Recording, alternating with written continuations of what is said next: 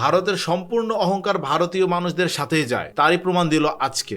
ঘরের মাঠে নিউজিল্যান্ডকে হারানো এবং তৃতীয়বারের মতো ট্রফি জয় করা এটা স্বাভাবিক, তবে ফাইনাল ম্যাচে এইরকম পারফরমেন্সের মাধ্যমে ট্রফি জয় করা যায় সেটা হয়তো ভারতকে না দেখলে আমরা শিখতে পারতাম না। আজকের ম্যাচে নিউজিল্যান্ডকে ঠিক একতরফা ভাবে হারাইছে ইন্ডিয়া। 256 রানের এক বিশাল টার্গেট ব্ল্যাক ক্যাপসের সামনে দিছে, যেটা চেস করা আসলে অসম্ভব।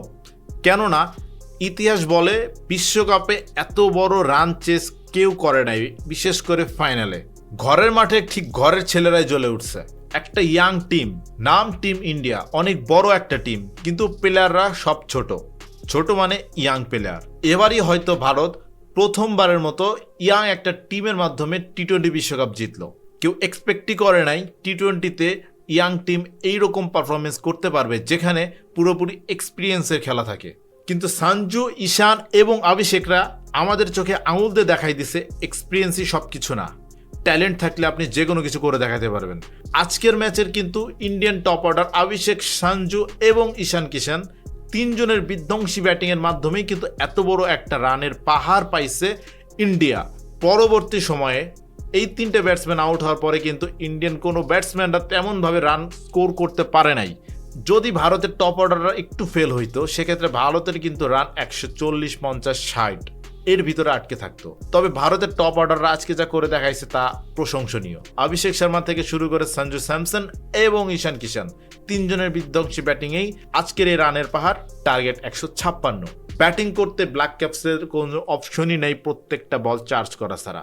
এক্সট্রা প্রেশারের মাধ্যমেই কিন্তু তাদের প্রথম ভালো ভালো উইকেটগুলো একে একে ঝরে যায়।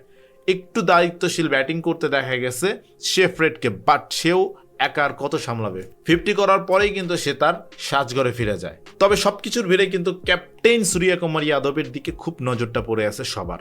কেননা যদি সাকসেস রেশিওর দিক তাকায়, সূর্যকুমার যাদব ইতিহাসের সব থেকে ভালো ক্যাপ্টেন্সি করে গেছে।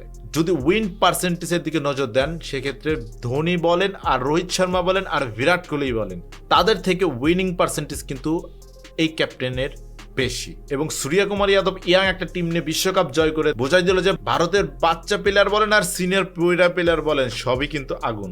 কিন্তু সবকিছুর ভিড়ে কিন্তু নজর একজনের উপর, Suryakumar Yadav, best captain ever in this tournament. কেননা একটা ইয়াং টিম নিয়ে ওয়ার্ল্ড কাপ জিতে আসা মুখের কথা না, যেখানে এক্সপিরিয়েন্সই মূল খেলা। সেখানে সূর্যকুমার যাদব বোঝাই দিল যে ভারতের ইয়াং প্লেয়ার বলেন আর এক্সপিরিয়েন্স প্লেয়ার বলেন, সবগুলোই কিন্তু আগুন। এই জন্যই তাদের এত অহংকার। সাথে এটাই বোঝাই দিল যে আমরা কিন্তু অহংকার করারও যোগ্য। ঠিক অহংকারের জোরেই কিন্তু আজকে আশদীপ ড্যারি মিচেলকে বল ছুড়ে মারছে। যারা যারা খেলাটা দেখছেন তারা ঠিকই বুঝতে পারছেন যে ড্যারি মিচেল কতটা রাগান্বিত অবস্থায় তেরে গেছিল আশদীপের দিকে। তো end of the day bad luck for black caps. কেন জানি তাদের কপালটা এতটাই খারাপ, এতগুলো আসর ফাইনাল খেলেও তাদের হাতে কোনো ট্রফি যায় না। তারা জিততে ম্যাচ হারে, আর এইরকম পরিস্থিতিতে তো ম্যাচ জেতা সম্ভবই না। বর্তমান ক্রিকেট কাব্যের একমাত্র দেবদাস নিউজিল্যান্ড। কেন বললাম? কারণ তারা যে পরিমাণ ছ্যাঁকা খাইছে ফাইনালে উঠে, সেমিফাইনালে উঠা, তাদের মতো ছ্যাঁকা অন্য কোনো টিম খায় নাই। জিততে ম্যাচ হারা এবং ট্রফি ছুঁতে না পারার যে একটা ব্যথা, সেই ব্যথাটা নিউজিল্যান্ডের সব থেকে বেশি। এবারের আসরেও ঠিক তেমনই হলো। এত ভালো পারফরমেন্স করেও শেষ ম্যাচটায় তাদের এত খারাপ পারফরমেন্স, যেখানে তাদের জবাব দেওয়ার কোনো কিছুই ছিল না। একতরফা ভাবে ম্যাচ হারতে হয়েছে তাদের আজকে। তবে গুড কামব্যাক ফর ঈশান কিষান আর হার্দিক পান্ডিয়া কিন্তু ব্যাক টু ব্যাক টি-20 বিশ্বকাপ জিতে গেল।